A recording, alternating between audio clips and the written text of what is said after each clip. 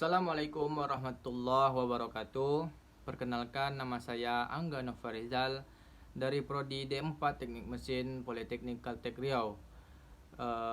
Di sini saya akan membuat video untuk menyelesaikan tugas dalam mata kuliah Enabling Skill dengan judul Cara Menyelesaikan Masalah Menurut Psikologi.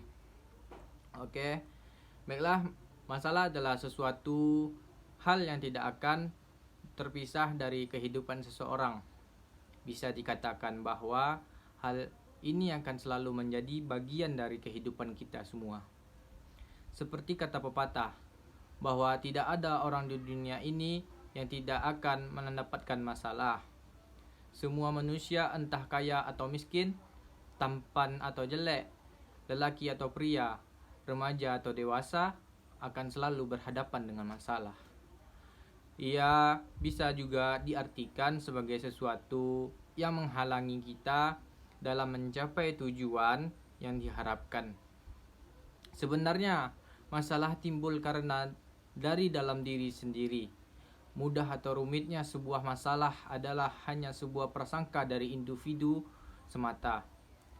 Prasangka itu muncul akibat kurang seimbangnya keinginan dan kenyataan yang harus dihadapi, dan prasangka yang berlebihan ini akan mengakibatkan terganggunya psikologis seseorang, yakni berupa tekanan atau depresi. Tipe kepribadian manusia sangat beragam, berbeda individu, maka berbeda pula cara untuk menyelesaikan sebuah masalah. Tidak semua orang akan mempunyai strategi khusus yang dapat digunakan untuk menyelesaikan sebuah masalah. Pada kesempatan kali ini, saya akan membahas cara menyelesaikan masalah menurut psikologis. Penghalang mental di dalam proses penyelesaian masalah. Sebelum kita menginjak bagaimana cara menyelesaikan masalah menurut psikologis, terlebih dahulu kita harus mengetahui apa saja penghalang mental seseorang yang menjadi sebuah penghambat dalam proses penyelesaian sebuah masalah. Beberapa yang termasuk penghalang mental tersebut adalah: yang pertama, functional fitness atau keterpakuan fungsional. Adalah pengertian dari seseorang yang memiliki sebuah anggapan bahwa fungsi dan kegunaan suatu objek atau benda mempunyai kecenderungan yang stabil dan menempatkan sepanjang waktu. Atau bisa disebut sebagai seseorang yang hanya melihat benda seperti yang dibuat oleh penciptanya. Jadi, individu yang memiliki mental seperti ini akan cenderung tidak mau melihat peluang lain dan justru malah terpaku dengan satu hal. Yang kedua, mental set atau keajegan mental adalah kecenderungan seseorang untuk tetap mempertahankan suatu aktivitas yang berhubungan dengan fungsi mental, di mana hal tersebut telah dilakukan secara berulang-ulang namun tetap berhasil menyelesaikan sebuah masalah walaupun dalam situasi berbeda. Yang ketiga, perceptual adage frame atau pemahaman bingkai persepsual. Di sini adalah keadaan tanpa sadar seseorang yang saat menghadapi masalah melihat dirinya dikelilingi oleh masalah yang dihadapinya. Padahal sebenarnya bingkai itu tidak ada atau tersamar, sehingga akan membatasi gerak langkah seseorang untuk mencari jalan keluar bagi masalahnya. Berikut ini terdapat beberapa cara yang bisa dipakai untuk menyelesaikan masalah ditinjau dari segi psikologi, antara lain: yang pertama, sadar akan masalah. Langkah pertama seorang dalam menyelesaikan sebuah masalah adalah dengan menyadari akan adanya permasalahan yang terjadi. Seseorang harus sadar bahwa ia sedang dihadapkan pada suatu masalah yang membutuhkan sebuah solusi. Dengan begitu, seseorang akan merasa memiliki sebuah kesulitan yang harus segera diselesaikan dengan baik. Yang kedua, paham akan masalah. Setelah menyadari bahwa seseorang tersebut sedang menghadapi masalah, maka hal yang tak kalah pentingnya adalah memahami kemudian menjabarkan masalah yang terjadi. Pemahaman akan masalah ini memerlukan adanya diagnosis pada suatu kejadian. Kita perlu sekali untuk memfokuskan seluruh perhatian kita terhadap masalah yang dihadapi. Jadi, seseorang sangat membutuhkan informasi yang banyak agar dapat memahami masalah secara utuh. Yang ketiga, ketahui penyebab masalah. Tidak ada asap tanpa api. Tidak ada masalah tanpa penyebab. Hal inilah yang sekiranya harus dijadikan sebuah acuan bahwa setiap masalah terjadi karena adanya penyebab yang memicunya. Setelah kita menyadari dan memahami benar akan masalah tersebut, hal yang perlu kita perhatikan selanjutnya adalah mengetahui secara mendalam apa penyebab munculnya masalah tersebut.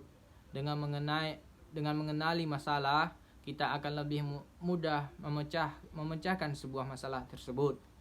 Yang keempat, mulai sederhanakan masalah. Bukan tidak mungkin bahwa yang membuat masalah menjadi rumit dan tak kunjung reda adalah dari dalam diri kita sendiri. Tak jarang kita sering membuat diri kita terpuruk sendiri pada suatu keputusan. Masalah bisa menjadi semakin kompleks dan rumit akibat dari persepsi yang ternyata dibangun dari kita sendiri. Misalnya saja kita terlalu terpuruk dan menangisi berlebihan tentang permasalahan yang sedang kita hadapi. Maka dari itu, hal yang paling bijak adalah segera sederhanakan masalah kita. Dengan begitu sederhana pula solusi yang akan kita dapat. Yang kelima, fokus pada solusi. Hindari untuk berfokus terus-menerus terhadap masalah kita, karena sikap ini malah akan membuat kita terlalu manja dan sibuk mengasihi diri sendiri. Menyadari masalah yang sedang kita hadapi memang penting. Akan tetapi terlalu berfokus pada masalah yang dihadapi juga tidak baik. Bagi fokusmu terhadap upaya untuk mencari solusi berupa tindakan nyata untuk menyelesaikan permasalahan yang sedang kamu hadapi. Yang keenam, kenali kemungkinan penyelesaian. Setelah kamu fokus akan solusi penyelesaian masalah yang sedang dihadapi, langkah selanjutnya adalah mengenali dan mengklarifikasikan beberapa kemungkinan akan sebuah bentuk kemungkinan penyelesaian suatu masalah. Kamu bisa membuat daftar atau tabel untuk mengkategorikan beberapa kemungkinan solusi untuk menyelesaikan masalahmu. Yang ketujuh, menemukan strategi penyelesaian. Setelah mengetahui beberapa kemungkinan solusi untuk menyelesaikan sebuah masalah tersebut, maka segera menemukan strategi penyelesaiannya. Strategi yang baik diperlukan untuk menyelesaikan masalah secara bijak. Dalam fase ini, seseorang sudah paham betul akan situasi, masalah, dan penyelesaian yang efektif dalam menghadapi masalahnya. Yang kedelapan, tinjau kemungkinan implementasi pemecahannya. Setelah keputusan final kita ambil, maka periksa serta evaluasi lagi pilihan tersebut. Perhatikan dan pertimbangkan bentuk implementasinya. Apakah memang benar solusi tersebut rasional dan logis? Jika iya, lanjutkan dengan tahapan berikutnya. Yang kesembilan, jangan mengeluh berlebihan. Sikap mengeluh hanya akan mendoktrin otak untuk menganggap bahwa suatu permasalahan itu semakin rumit, kompleks, sulit, dan tidak mudah untuk diselesaikan. Ini bukan sikap psikologis yang baik. Maka dari itu, ganti keluhanmu dengan tindakan yang lebih nyata. 10. Segera ambil tindakan. Seberapa paham pun kamu terhadap suatu masalah, seberapa fokus pun kamu dalam mencari solusinya, dan seberapa hebat pun kamu dalam mengatur strategi sebuah penyelesaian masalah, tanpa adanya tindakan yang nyata adalah sia-sia. Tidak akan ada perubahan yang dapat kamu ambil jika kamu tidak melakukan tindakan apapun. 11. Atur emosi. Pola pikir seseorang dengan emosi yang dihasilkan adalah dua hubungan yang saling berkaitan. Pengaturan kecerdasan emosional dan dalam psikologi yang baik akan berpengaruh kepada pengembangan pola pikir yang baik juga. Begitupun sebaliknya, ketika seseorang tidak mampu mengendalikan emosinya, maka dia tidak akan berpikir jernih sehingga dia juga akan sulit menyelesaikan masalah yang dihadapi. Yang terakhir adalah 12. Berpikir logis. Setelah kamu bisa mengendalikan emosimu, maka hal yang tidak kalah pentingnya adalah selalu berusaha untuk berpikir secara logis dan rasional. Berpikir secara logis akan mempengaruhi pola pikir yang kamu miliki. Ketika seseorang berpikir positif dan logis, maka hal-hal yang dia lakukan juga berpositif, khususnya dalam penyelesaian masalah. Bersikap profesional. Bersikap profesional berarti kita terdukung oleh pikiran atau hal-hal yang bersifat negatif yang dapat mempengaruhi kejiwaan seseorang. Manusia hanya dapat berpikir jernih dan baik ketika dalam keadaan yang rileks dan nyaman. Seringkali individu akan cenderung stres, marah, atau sedih ketika menghadapi masalah yang terjadi. Hal ini malah akan membuatnya sulit untuk menyelesaikan masalahnya.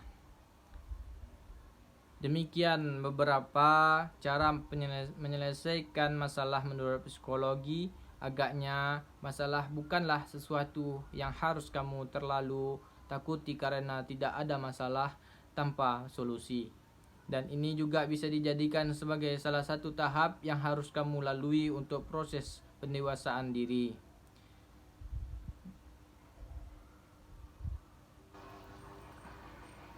Baiklah, demikian yang saya sampaikan. Apabila ada kekurangan atau kesalahan, kekhilafan yang salah kata yang dari saya sendiri, wabillahi taufiq wal hidayah. Wassalamualaikum warahmatullahi wabarakatuh.